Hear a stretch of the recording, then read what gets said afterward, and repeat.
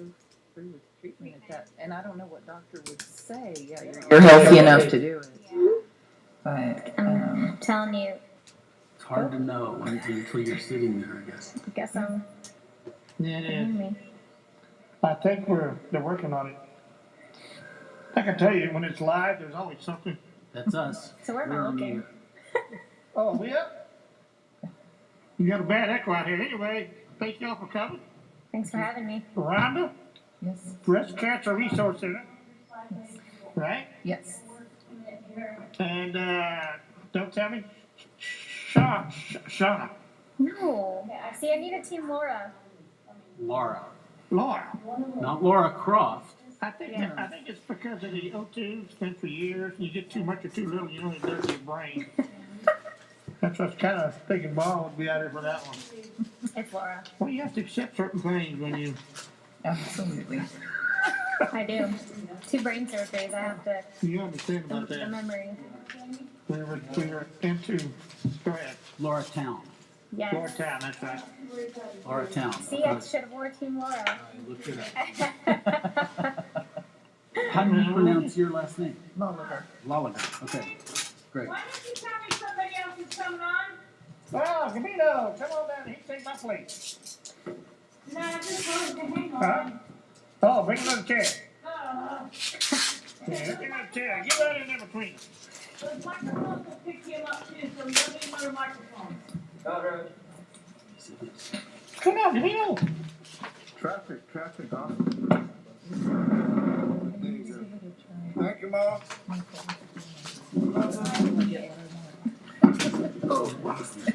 Team Laura. Hi. And Hi, I'm Rhonda this is Loeliger. Davino. All right. Nice to meet you. Part of our political stuff, the LULAC. But he's also into cancer. It's a awareness thing. We're still having our little snafus here. Oh, Easter egg hunt, huh? Something else to plug? Mm-hmm. You're still plugging the fundraiser Yeah. for scholarships, right? The last week. There's always something going on out there. Yeah. This is the last week for it? For next show. The criminal justice show. Oh, yeah, that's for you next week in the next video. Yeah. Criminal justice for the state representative. Oh, wow. Oh, and you're gonna be there too. I hope so. Are you there, Kristen? No, I have not. I have not. Oh, that's exactly how it went, Ollie. Remind me It is a dynamic book written by an attorney, African-American attorney, and how justice is in Georgia, Atlanta. I don't know if we're up yet or not, so we'll just keep talking like regular. And they'll let us know. here we go. I know they don't have to sound exactly right. I think it sounded.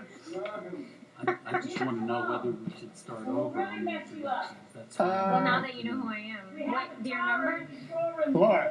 I was talking to you fine out I there. know. But I took the Team Laura shirt off and. It is, O2 will do these things. Yeah. I need, I have to expect that over years. you have your cards so that I can, She'll type in your names. put your name and stuff in there. Can you just jot your Do you name have a down card? on a piece I of don't have a paper? card. Well, you need to give her that T-shirt about the. Business card right here. Oh, yeah. That's, I know she'd love that one. yeah. I don't know if it'll fit her or not, but you know. To the face. I have another one. No, she got one. I have one. I want to fight like a girl. Maybe you should all face off ready, Jerry. Yeah. Hey, yeah! Gary will probably get a date after this one.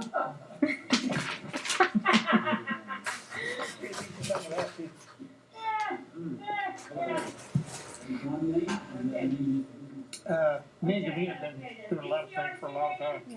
Yes, Yeah, Angelica used to be my bud. Contact her down there. I love her. I was so sad when we lost her to another organization. Well, yeah, it is what it is. I know. But y'all do something good. But Thank you.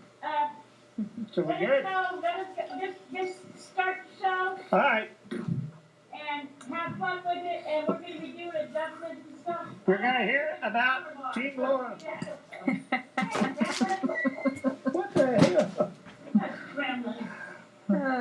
Welcome to the Rainbow Show. Oh yeah, how'd that happen? All right. That's awesome. There you we go. There we go. Let's start with let's go way down this area. And Rhonda can tell us about Cancer Resource Center. Mission statement, whatever it is. What all do you do? How do you get in touch with you? Okay, so the Breast Cancer Resource Center is a nonprofit, no-cost support organization in Central Texas for men and women facing breast cancer. And basically our mission is to make sure nobody goes through this alone.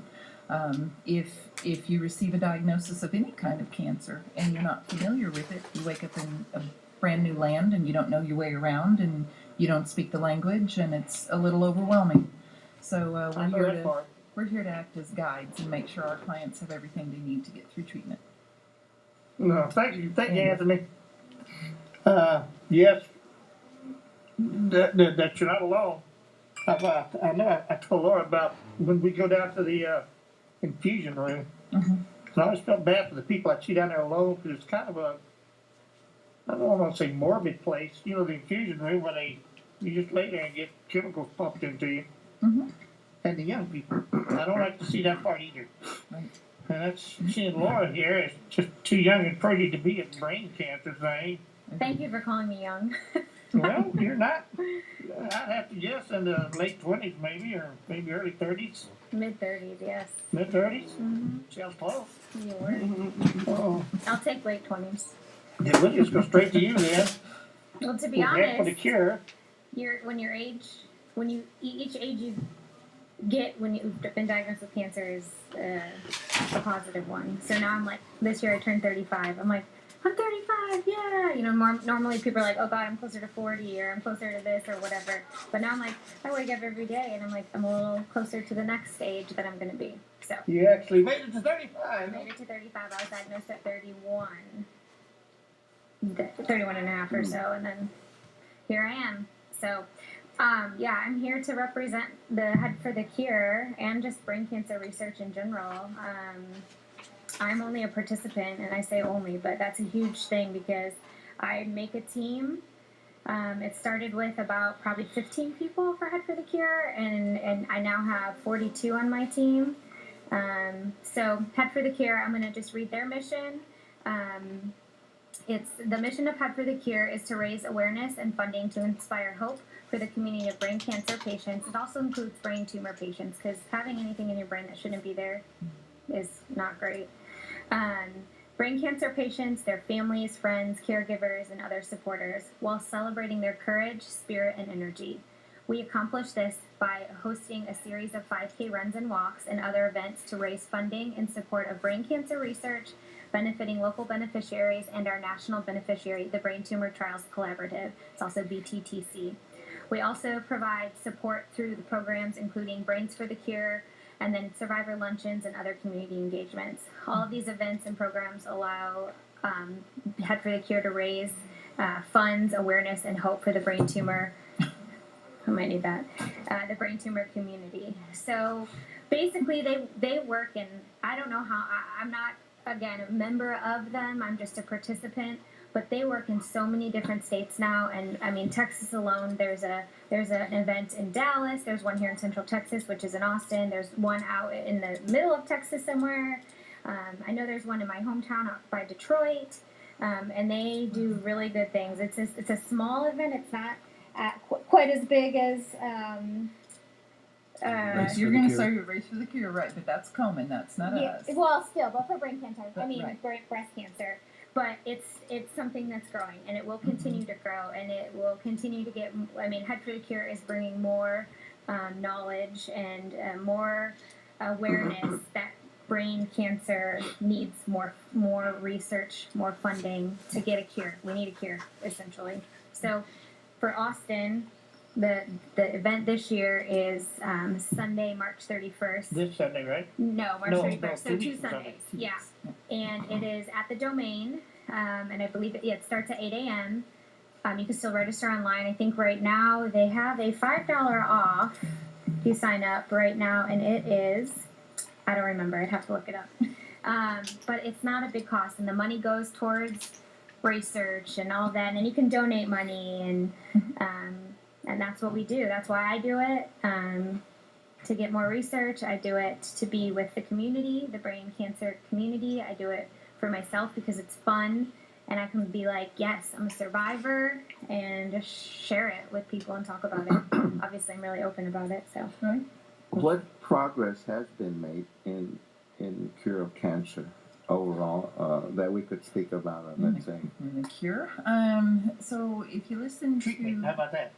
treatment, well, certainly, I mean, think about, 30 years ago, if you were diagnosed with any form of cancer, your prognosis was pretty grim. We learn more and more every single day, and we have people living longer and longer. Now, there's still far too many people being diagnosed. If we knew what caused it, we could stop it.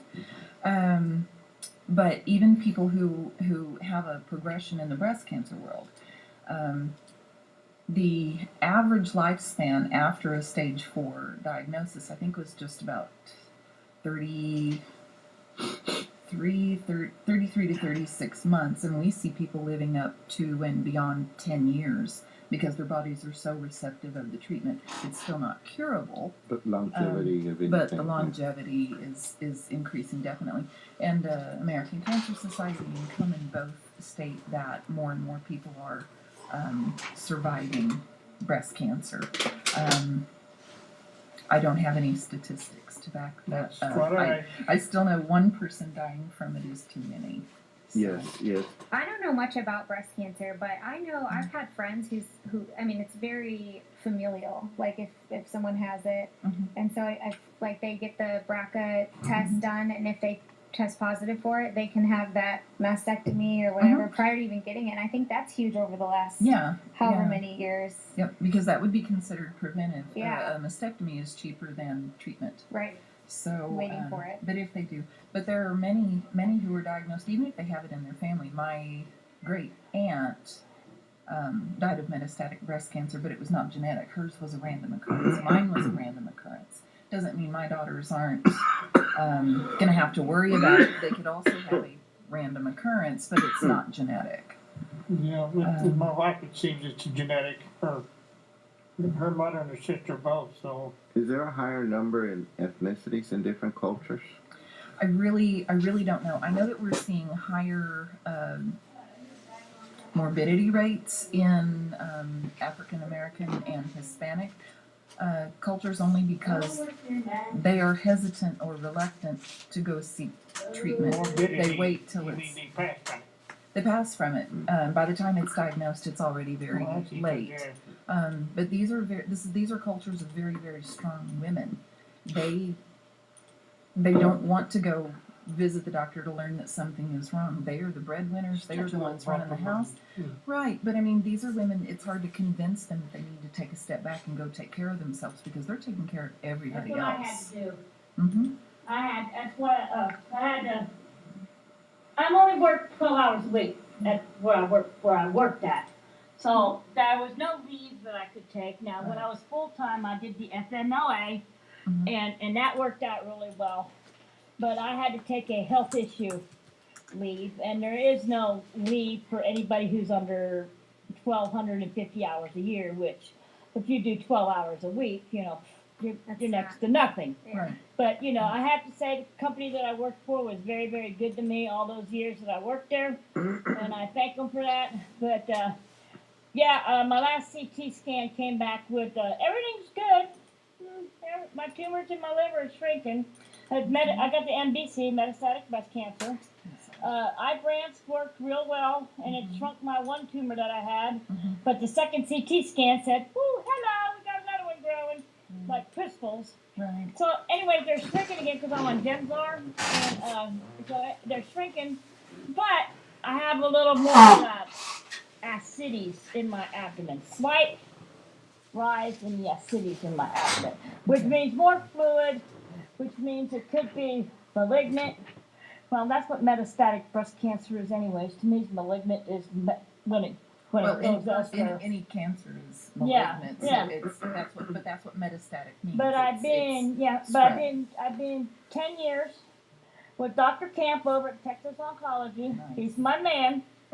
I love my man over there, and you know, he You hasn't mean put the Roberto, or he hasn't put the stamp on me, and you know. she was in love with Roberto? It's okay to Oh not no, Gilberto. Gilberto, Oh, Gilberto. Mm. Oh. He was good. If you knew who Gilberto was.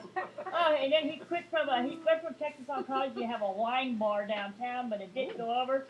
But I'm sorry, Gilberto, but he was a nice Well, looking you should Hispanic just man. stop having cancer and go drink wine. Yeah, exactly. But you know, I've been dealing with cancer for 10 years, off and on, and this last stint's been 5 years that I've been trying to work this, but I'm not ready to give up yet. And you ladies out there with the breast cancer, I can totally understand the days of funk. Because when this last CT scan came back, Pokey can tell you, I was in the deep funk. You know, you do go in and out of depression. You talk to your doctor about it, and he can really help you out. And you know, sometimes it just gets really tough to deal with it.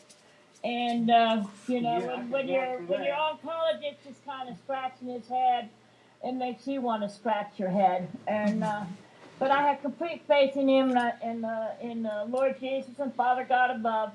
You know, prayer works, and you know, like I said, everything else is good. Everything else is good, but I just have a slight increase, so I gotta have PET scan. Oh, my favorite. Yeah, where they bundle you up like a mummy. Yeah, but so that's gonna be my next step, and then we'll go from there and see what happens. But I've heard that people that have this increase, there's things that you could do for it. One of them is avoid salt. So I do a lot of seasoning without the salt. You know, we gotta have salt a little bit. You gotta have some sodium in your diet, you know. But you know, just keep it at a minimum, and you know, trust your oncologist. Be comfortable with your oncologist. If you don't like your oncologist, find you another one. Right. And all the doctors that I found at Texas Oncology South, been wonderful. You know, and they take all kinds of insurance, and the nurses are there, the chemo suite. They're just great people that work there. So I highly recommend Texas Oncology. I do too. I do too. I don't even know. I know that there's a Shivers clinic downtown at Brackenridge, and I haven't heard good word about it. So I can't judge it because I don't go there. And I don't. And I had a visit at the South Austin Cancer Center for a blood transfusion the day after my foot swelled up. Oh gosh. So go figure. I'm stealing a mint. I'm going back in my room. You want me to go back to control and you come here today? No, let's let him have at it. Okay. Well, that's part of the support that you get from groups like the Breast Cancer Resource Center. It's really important stuff. That was the other issue I was going to bring up. Okay. Cost. Cost. You Right. find people that are diagnosed with cancer, and cost keeps them, or is not keeps them, but Maybe Well, reluctant for, to go. for some people, yeah, they just assume that they won't ever be able to afford it, so they just choose against treatment, and that's But the first clinic I went to was the women's community clinic that used to be in the village. The social worker there immediately put me on Medicaid. Yeah. Right. And, you know, and they pushed through the red tape, and I was Right. immediately on Medicaid. Right. So depending on where you go, everybody has a finance counselor. That's what you need to get a hold Yeah, after 2 years of being on Medicaid and being 2 years on disability, they put me on Medicare. Now that's a boondoggle in itself, but I've got it figured out, and I'm in a copay program right now that I've got $8,000 sitting in that I can use for the copays on the Part B medical. Right. And yeah, I just have to wait. I got the EOB from Medicare about what they paid, what they didn't pay. So I could submit. There are programs out there that the finance counselors can hook you up with, and you know, the costs are exorbitant. I have to admit that, but you know, you got to do what you got to do. And I think the Shivers Clinic is like the at Brackenridge. I think they pretty much accept anybody, and they have decent care down there. So there, Sorry about that. there's a Texas Oncology, and a lot of our clients also go to Austin Cancer Centers. And as far as I know, they all accept various forms of insurance, including, like you were talking about, there is a branch of Medicaid that is just for breast cancer treatment. That's all what I it was on, the covers. women's health care. Yeah, and that's all it covers. It doesn't cover anything else. You get a cold, you still don't have a Get the doctor. flu. Right, but it is there to cover that because it is so expensive. And our patient navigators, they're all survivors. They're our employees, and they will help our clients who don't have anything like that. They will help them fill those forms out because they can be overwhelming. And if you don't check every box right, it gets kicked back, which just delays. Yeah. So our navigators do help even with that. They help find the things that you need.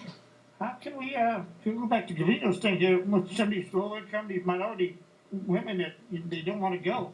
Mm-hmm. How do you convince them to go and just find out they don't know about all this stuff?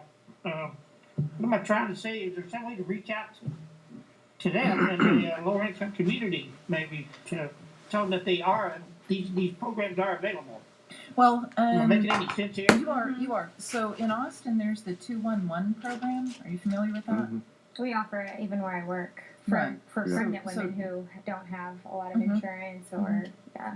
So 211 it's like 411 information, but it's Mhm. just for services for low income people, whether it's low income daycare, it's medical care, it's services like ours. Broke elderly people?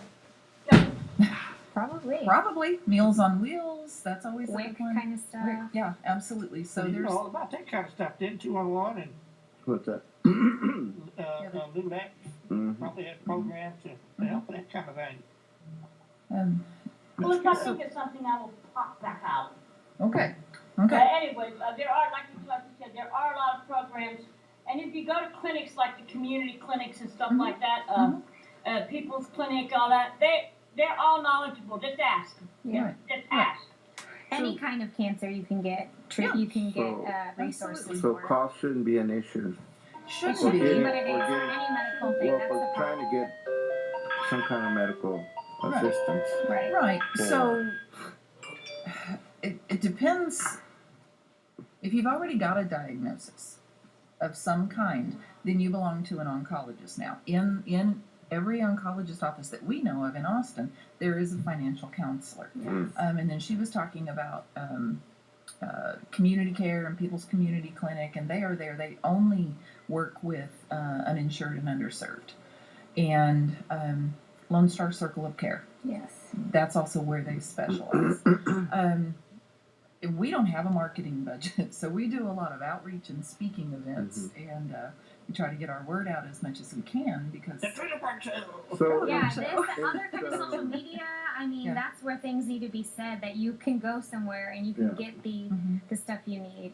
The one I know a little bit more because they're in our neighborhood is Lance Armstrong. Yeah, Livestrong. Livestrong Livestrong Foundation. Foundation. They're also a nonprofit. That Right, they're a nonprofit Yep. and And they're nationwide, and they cover all kinds of cancers. They helped me actually. That Oh, that okay. community. And I failed to invite them because I just didn't think about it. Yeah, they're really Shame really on great, you. I and they know, do sometimes. they do so much good for any kind of Turn your cancer. hair It's blue not eye. it's not specific, you Right. know. And that for me, when I was diagnosed at 31, I was a travel nurse, and right away they're like, "Well, do you plan to have kids?" And I'm like, "I don't know yet." So, well, we think you should save your eggs just in case because we're going to give you this chemo and this radiation. You may never have kids, you know, later on in life. Naturally. Yeah. So I went for it, but that is expensive. It's a lot of medications, a lot of procedures, day to day to day at an infertility office. So I reached out to this Livestrong, and they paid for all my medications, which was several $1,000s, just by filling out an application, explaining your story, and there it goes. So yeah, that's a great one, and it's not only local, but the big facility is local. And Yeah, if you it's live, it's headquartered right, there. yeah, right near here. So, and usually you can get that. Like I got that information from a friend, but the cancer centers should give you that, you know, Yeah. what they, I don't know everything they offer, but Well, on top of a financial counselor in the oncology office, there's also a social worker, and that person is there to make sure you know about all the resources. Can you also talk about one that's very, well, not unique, but not that common, but is it men's breast cancer? It does happen, but men are less likely to reach out for help with something like this because there's such a stigma about it. But they do still get it, not at the rate that women do. Correct. But men do get breast cancer. They do have to have the same surgeries. They can also metastasize and pass from it. I think the requirement is you have to be alive and you have to have tissue in your body. I think, Alive. You say pass, well, then he's dead, right? yes, correct. meaning anyone living that has breasts, which is every human. Every Correct. human, you're a candidate. So then that's just like a little, If you feel it, even on men, I guess. Is even my on question. men, Just a little bump or what? yeah, if you whatever. feel something out of the ordinary, your body has changed in some way. It's a lump, it's a hard feeling, it's a hot spot, it's discolored, it's whatever. If you notice a change with your body, go get it looked at. And women are told to check it themselves, but men are never told that. They're so. never Correct. told, so why Yeah, would you they? see cards hanging in the shower, Right. something with Yeah, they check diagrams, you. and they are showing name of them. females. I was a campaign manager for a candidate who was 33 or 4, and he had survived breast cancer. It was part of his story, Wow. and came back 3 years later, and he died from breast cancer. And my mother died from breast cancer. But this is something that affects so many families. Almost every family has a story like this. You started telling us that you were 31. You want to tell us more of your whole story, and then you can do the same. Do we have enough time? Yeah, we actually have some time. Okay, so Okay, so yeah, I'm a nurse here in Austin, and I was back in the day. I decided to travel nurse, and I was travel nursing. I had gone all over. At this point, I was in San Diego, living it up on the beach. I was on the beach on a Saturday, and I started having seizures. Obviously, I don't remember any of that. Thankfully, my roommate, who I lived with at that time, was a district attorney for San Diego, and got ambulance there, got me to the right hospital. I had a CT scan that was negative, and they wanted to send me home, even though I couldn't say my name. I didn't know if I was a man or a woman. I had no family there, and she was like, "I'm not taking her home. She can't go home. Do you see her? Do you see how she's acting?" And they're like, "Well, she just needs one more dose of medicine, and she'll be better." Well, I had one more seizure, and they're like, "Okay, this is odd." So they took me back for an MRI, and they found a tumor in my brain. Well, a lot of malignant or metastatic any cancer goes to your brain. Well, they had to do a CT of my whole body to see if anything was there. They saw something in the liver. It just was like a fatty liver. It was nothing. So they decided it was just a primary brain tumor. Oh, it's low grade if it's anything. It might not even be cancer. A couple days later, I stayed in the hospital. A couple days later, I had surgery. They took it out. They said it was a grade 3 anaplastic astrocytoma. Also not great, but not the one I knew about, which was glioblastoma, the worst one. So because I was a traveling nurse, and my job ends right then, my insurance ends right then. But I did get COBRA. I was able to get on COBRA, and I had to decide where I was going to get treatment. So I moved. I had family in Dallas. I moved to Dallas. My family's in Michigan, but Dallas, I didn't want to go to Michigan. It's too cold. So I moved to Dallas. Went through Baylor. Don't blame you on that one. I couldn't. It was a hard decision. It was Austin, where all my belongings were, all my good friends were. Dallas, where my cousin was, who was there, and then or Michigan, where all my family was. But it was also November, about to be November. So I went with Dallas. My cousin found a really great doctor, and we did a lot of research. Went to Baylor and Texas Oncology because they're all over Texas, and got my radiation. I did oral chemo. So for 42 days, I did chemo and 33 days of radiation, and then you stay on chemo for a year. I decided to move to Austin in January. I moved here. I started working as a nurse again 3 months later, just kind of when I could, not during my weeks of chemo. And after a year, I got off of it and I became a full-time nurse again. And I started dating again and went to the gym. So life was good. And then last year, February of 2018, I started having seizures again. My first one was in the car. My second one was at Hobby Lobby. And my third one was actually I was driving into a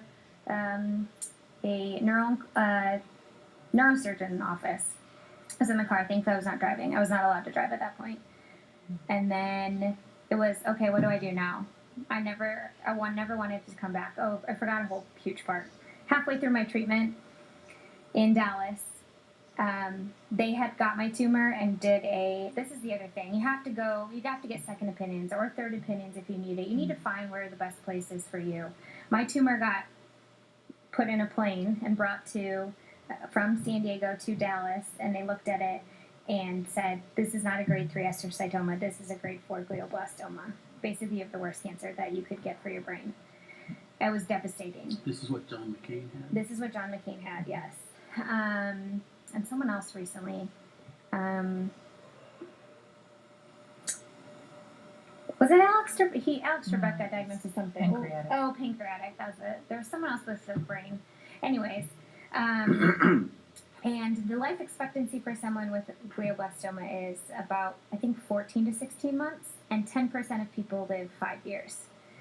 I wanted to be that outlier, and all the doctors were like, you're young, they found it fast, you're going to do good. So here I got this tattoo that says think positive, because I wanted to stay that way, and I wanted that positivity to help me fight cancer, and I think it did.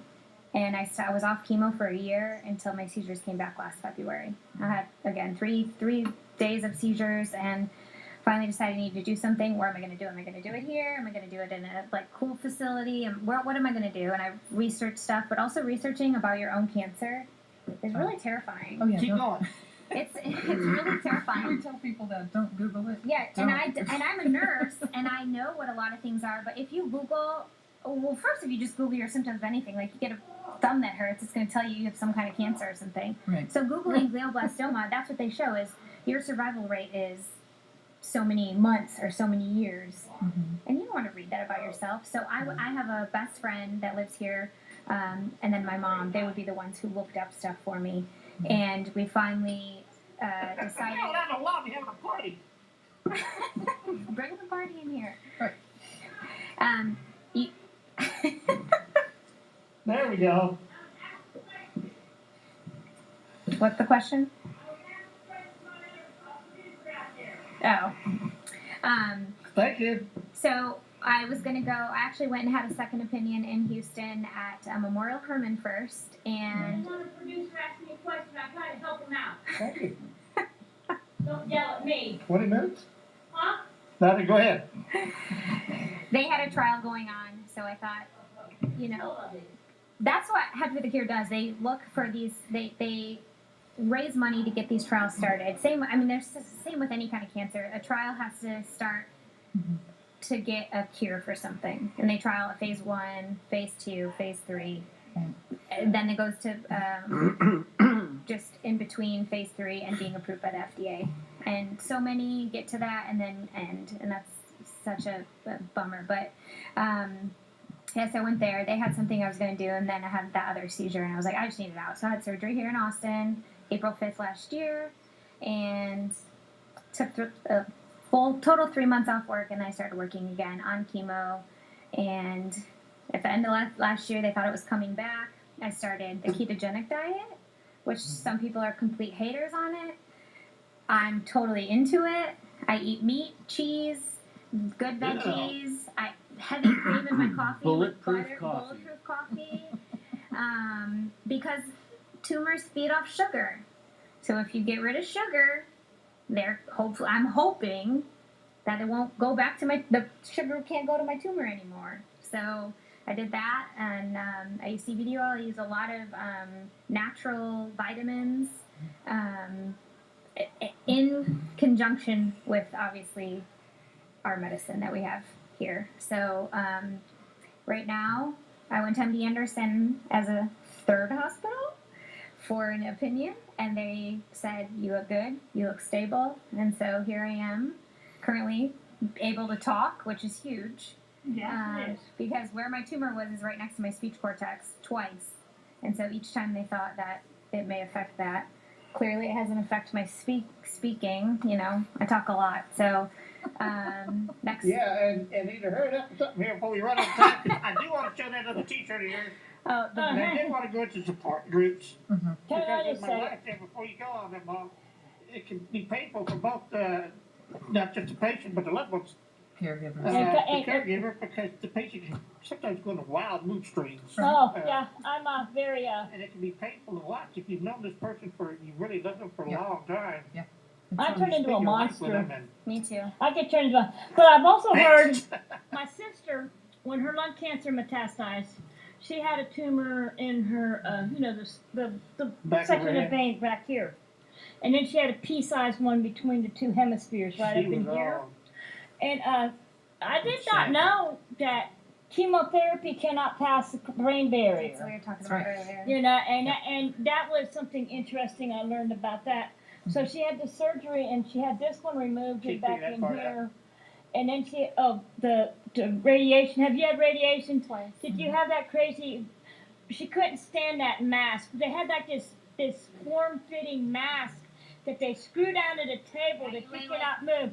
You cannot move in. You know, I I just had couldn't to. even blink my eyelashes because it's so close to you and you could feel it the whole time. Yeah, well, I had So- to. I'm ready for my close-up, Mr. DeVille, form pillow, and the machine, the radiation machine was like 2 inches from my body one time, you know, and they were waiting for the other doctor, the radiation oncologist, to come down and take a look at an X-ray, and they left me sitting there, and I'm like, I gotta get out from under here. You know, it's claustrophobic. And I can imagine me being claustrophobic from that thing being an inch away from me. I can just imagine how it was in that mask. It was horrible. My sister said it was the most horrible thing, and she kept it. She was going to paint it, but I she have passed two away. of them.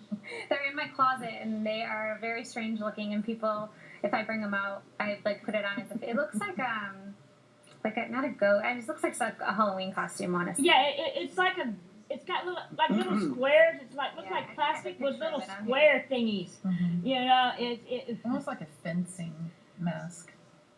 This is just it's a very very weird looking, whatever it is. Yeah. And that being screwed down to the table, that doesn't help any. no. I wonder about poor men. You know, my brother had a prostate cancer, and he had to go through radiation. And I had 33 radiations where the sun don't shine over here. I lost about 3 layers of skin. You know how that goes. Yes, I do. I can imagine how my brother felt. Yeah. Yeah, you know, and then they're watching you while you're on the table.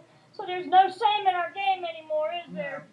Not No. for y'all. So for me, I didn't have to undress. I didn't have to do anything. When you have radiation on your brain, the worst part is that mask. Yeah. When they pin you down and you literally cannot move a muscle after that. But I that's have why that it's so there because the radiation goes. I mean, they put these dots It all has to over be a it, and very it has to be specific exactly where they want it to go. Yeah. So they used to put tattoo before they did the mask because my nephew's had, like I said, brain cancer for 15 years, and when he first had it, I don't think they used the mask.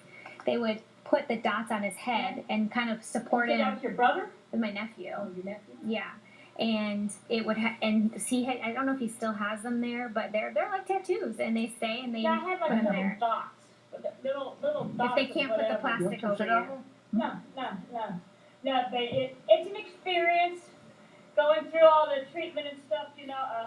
Just when I was going to ask my doctor if I could have my port taken out, it's like, No. I'm back in the Come on, fluid let's thing. hello. So it's all good, but Come on, let's hello. it's an experience. There's people out there for support. Don't hesitate to ask for help. If you get a diagnosis of cancer, it depends, you know, like brain cancer, breast cancer, prostate cancer, there's groups out there who will help. You know, so. Absolutely.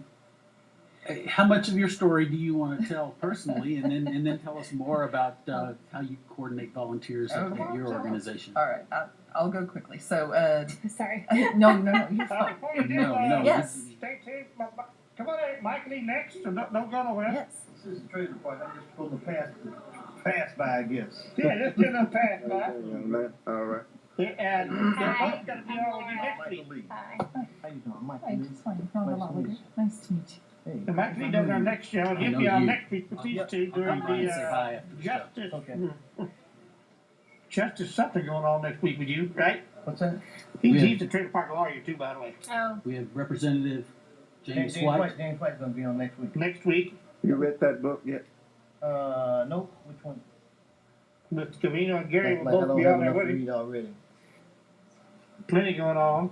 That's it. He's an African American lawyer that There's two of them. defending persons that were sent to the death penalty, Oh yeah. and he saved about quite a few in Atlanta area. Maybe Okay. Well, We anyway, help Wayne Williams. I heard something about Wayne Williams last week. well, yeah, it'll be good next week. So always think you never know what you're going to see on these shows. Right. All right, where But were anyway, we? we're going Yes. back to you. You were gonna. So let's talk about mine? Good. We'll talk the after. support groups. So we have groups that we call our support circles, and everybody in that room has to be invited in by the patient navigator, so that everybody in that room has had a diagnosis. And what this does is create a safe and non-judgmental place for people to have discussions, because it affects every part of your life.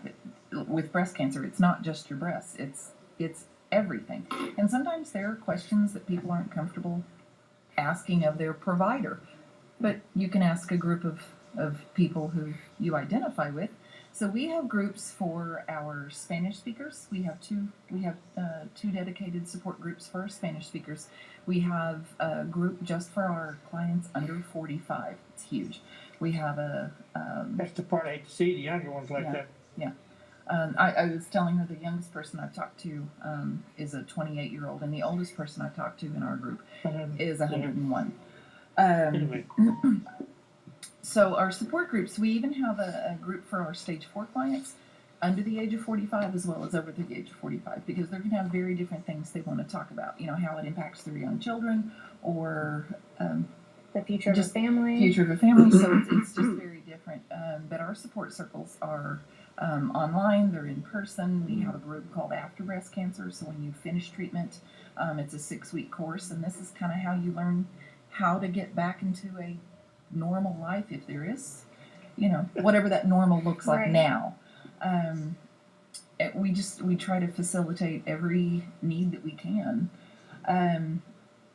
I was a volunteer for the Breast Cancer Resource Center since 2008, and thank you. loved it. I did that. Oh, thank you. I saw what they did with their clients. I saw the interactions. I thought, I just want this one to be part of it. So Did you have the same mood swings when you were breast cancer? mood swings, or We're women. like what did I do? I mean, for like mom, Mhm. if she could go from PMS like or something similar all of a sudden, Well, just like that, and it's it's not some always- support group I was asking about. Yeah, it's not necessarily because of the medications or the it can be though. yeah. Yeah, a lot of that But was. it's your being. I mean, you got diagnosed with a Yeah. really terrible diagnosis. Yeah, and I was chemo just was about to to say say that. that. So Yeah. so I didn't know what he meant. Yeah. I found out real quick. chemo brain can affect people who never had chemo. Not everybody, when you get a diagnosis, you don't always do chemo. You don't always do radiation. It depends on your cancer and your Right. treatment. But what they're finding now is what people are calling chemo brain is a mild form of PTSD. So whether or not you had chemo, you're still your mood is all over the place. You can't sleep. Yeah, that's Little things upset you. You can be irrational. You can forget. Oh God, short-term quit memory. laughing, Mom. Short-term memory is the worst. I used to be a smart person, That's and how I feel. I no mean, more. I don't feel that I'm not smart. I hate I think you're smart. I question Oh. me. I think it's the. And Right. honestly, that's the thing thing that other people try to, like, just like she said, people don't want to go get treated Mhm. for cancer. People don't want to be treated for depression or anxiety Right. or anything like that. Right. I mean, that's a whole nother story I But- could talk about but in each- itself. And mental each one of illness. those medications comes with its own side It does. effects. So anyways, it just snowballs, and you have to figure out what's right for you. But It's so like, go ahead. I was just going to say, so I was a volunteer all those years. I was diagnosed at the end of 2015. Started treatment immediately. I had 2 tumors in the same breast. One was aggressive, one was not. So 2 different strains of breast cancer in the same. So I did have chemo. My oncologist, who I love, he read back the report and he said, one of your tumors lacks ambition. The other, What? and so, and that was fine. That if was it like was the gonna, funny / good that was way the to funny. say I it. love Yeah. him. He I treats like that everything kind of with a stuff, sense of too. humor, and so I love Same. him. So I finished all my treatments. I went back to volunteering. I still volunteered during treatment. I was volunteer of the year of treatment. I still had more hours than anybody Yeah. else. I'd leave the chair and go pick people up and take them to radiation. And then I came on full time at the end of 2017. So it's just kind of come full circle for me. But I did 3 months of chemo. I did 20 rounds, which is 1 month of radiation, and hopefully that's the end of it. I hope that's the end of it. But it is. How you ended that was great because that's what you have. It's so hard. Like, hope is always associated somehow with cancer. And honestly, I think the power of positivity and hope. And if you believe in prayer, whatever you believe in, but it is so important just to have can't hope. hurt. You can't get in that hole. You're gonna have days when you're in it. You're gonna have those mood swings. You're gonna be mean to people. You're gonna be super nice to people. But that you have the power of positivity is so strong. To me, it's been so strong. I just try it. I mean, again, I have bad days, but think positive. I talk to my friends. They're like, "You're so awesome. You're so strong." People will do that. They're not gonna be like, "Oh, you suck," They're gonna boost you up too. So, and that's why I'm so open and honest about it, because then other people are, they'll talk about it. It'll come out more and more and more. Just like anything, the more you talk about it, the more people learn about it and things like that. I wanted people to have those conversations. Yeah. I chose not to wear a wig or a scarf or anything else. I went everywhere bald. I'd put on the makeup, my biggest earrings I could, because I wanted people to feel like they could approach me, because people have questions and they don't know where to ask. Like Mom or Pete's hair, when it did come back, she died all kind of weird. Yeah. I did fundraiser one time, and my top fundraiser or my top donor got to choose the color that I put on my hair when it came back in. So. Good, if you down there, you got something to Well, I was just gonna mention St. Jude is real well known for children. Children, right? And I was gonna ask, does Dale have something Dale- locally? Yeah. Dell Children's, they treat a lot of cancer. So all children's hospitals work with St. Jude's. Mhm. So St. Jude's is, you don't pay for anything when you go there, but Correct. they have all this research. And so if the hospital you're going to, this is from what I know from my nephew, if the hospital you're going to doesn't have something, but St. Jude's has something, you can go there. But if they have the same thing, because St. Jude's gives their info to every hospital, like, "Hey, Dell, this is what we're doing. Why don't you take it and try it on your patients that have this kind of cancer?" And that's the same thing with adult cancer. The National Institute of Health or the National Cancer Institute, I should say, which are 2 in 1 in DC or Bethesda, they do the same thing like St. Jude's. If you become a patient there and they're treating you, you don't pay for it. I believe you don't have to have insurance. Don't quote me on that, but I've been there once for an interview with one of the physicians who's actually a part of Head for the Cure, Dr. Mark Gilbert. He is the head neuro-oncologist at the NCI, National Cancer Institute. And so they give out, to Texas Oncology, these are the treatments we're doing. Can you do any of them for your patients? Or if I'm here in Texas Oncology and they don't have anything they can treat me with, they'll say, "Hey, go to this hospital." So all of these people collaborate and try to get these options through, and that's what Head for the Cure does. Talk about was how I know they'll research looking for one thing and wind up finding something for. Yes, that's They a all work good thing together. that happens. That's Yeah. really good. And as Rhonda pointed out, cancer is not a death sentence anymore. No. You can go a long time. Mhm. But Although- the partner, like you mentioned, he's going through a different lifestyle now that Yeah, it can be You know, crazy. We've been like- 43 years. It can. I mean, she was like 15. And But there now are. it's. Yeah, it's like that Archie Bunker when he tells Edith, and he goes to the doctor and they say, "You gave him medication, yeah, for me, not for her." But then Yeah, he tells her, and then he tells her all of a sudden, change right now, and let's Right. get it over with. Right. But So I there- know it's probably It's pretty frustrating. painful. And are there workshops or support groups for? There are. So there's a group in town called the Flatwater Foundation, and they provide therapy for people with a cancer diagnosis, but they also provide therapy and counseling for caregivers and family members of. There's a group in town called Wonders and Worries who provide free counseling to your children. How do you talk to your children about this? And I mean little children, not your 48-year-old Yeah. child. He can, yeah. You He's hear got me, other Sarah? groups. He's got other groups he can talk to. But for children, so they will do that for free. I mean, how do you tell your child anything about this? Also, American Cancer Society, Live Strong, Patient Advocate Foundation. You also want to talk to Komen if it's about breast cancer. They're a national resource, and they can tell you about support groups in your area. They're always a great one to reach out to. They're going to have their finger on that pulse, whereas we are strictly here in Central Texas. May not be able to help. I know we probably don't know, and I know we're running out of time, but is there a reason why we get, well, for example, breast cancer, the others get colon cancer? I mean, is it, why is it that We all it's got sort of it out different? somewhere. We never. We don't know because we don't know what causes Okay. it. So right now we don't know the genesis of cancer right now. But the hope is Right. with this Okay. research and all of this and funding, and we can go earlier on before you even get cancer. We can draw your blood or, look at something in your genetic makeup Well, I know that they says do, you're at risk. Yeah. You could get this when I you're know older. they do that with colon cancer. They send out packages. I don't know if you. Probably to test to see if The you test, have. yeah, and if they diagnose it, if you take pellets or whatever, Mm-hmm. like you're saying, they're diagnosing it at a very, very early stage. Yes.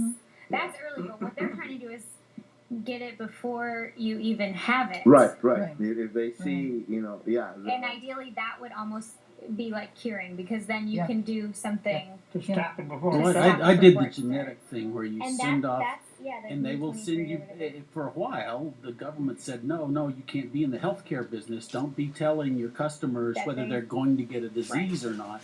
And so they shut them down for a long time. But that information is again available, and it's not magic. They just put everybody's data into the computer, Right. and they say everybody who has a kind of gene markers that you have has a 10% or a 50% or a 200% greater chance of Getting this. any given thing. It can be blue eyes or something like that.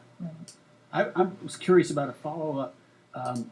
You tell a dramatic story about choosing a place to go to, and it's always a big city, and we all know the names of these institutions like St. Jude's and MD Anderson. What if you live in Eden, Texas? Do you have to, number one, do you have to have money and transportation? Because it's one thing to pay the hospital bills. That's very good. If you've got a whole lot of money, you can move around the world, move around the country quite easily. But is there Driving money for available Bldg to and support all that people? Well, I don't have a lot of money. I mean, I have a job and I have insurance, and I'm thankful for that. But I can't always work full time. And even getting to MD Anderson was the easiest for me. I wanted to go to the NCI in DC, but a flight to DC is super expensive. Hotel there is super expensive. So now people, honestly, how people get through that is GoFundMe. Someone started one for me when I was first diagnosed because I wasn't going to be able to work anymore. I had to use Cobra as insurance. I didn't know where I was going to live. So that was an option for me. But that's because my support people did that. If you're by yourself, it's very slim. Like, it's hard. And we have patients here at Texas Oncology that come from 2-3 hours away because either they want to see that doctor or they want to go to Texas Oncology, and that's the closest place to Well, them. now we're down to time to plug yourself in your group, and let's let Please, Rhonda plug please. herself in her group. You got about 2 minutes. Okay, breast cancer Well, we have 2 minutes, hurry. we're waiting. And the American Cancer Society has programs to help you get to and from the doctors. Okay, transportation. great. Okay. Great. Oh, Go good to ahead, know. quickly. There you go.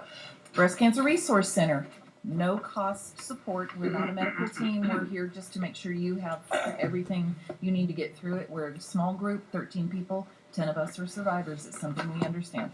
bcrc.org, and we always have events coming up because the only ways we exist are grants and donations. And so on top of being the intake person, so I talk to the people who've just been diagnosed and get them into our center, but I also manage our database of volunteers. So Okay. Well, you got about the last minute, Dan. Y se habla español.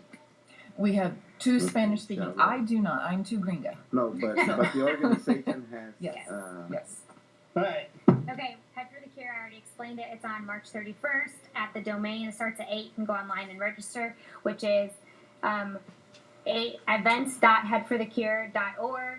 I have a specific page. It's #GoTo, #Team Laura, LAURA, and it's for, you can look at what they do. You can donate. You can join the team. You can be a virtual person. You can be a volunteer. They always need volunteers to work for them too. If you don't want to walk or run, I don't run. You can walk or run or just stand there and see you can come this year and see my big team and get money. I've already raised $4,700 for my team, I think. 20 seconds. 20 seconds, yeah.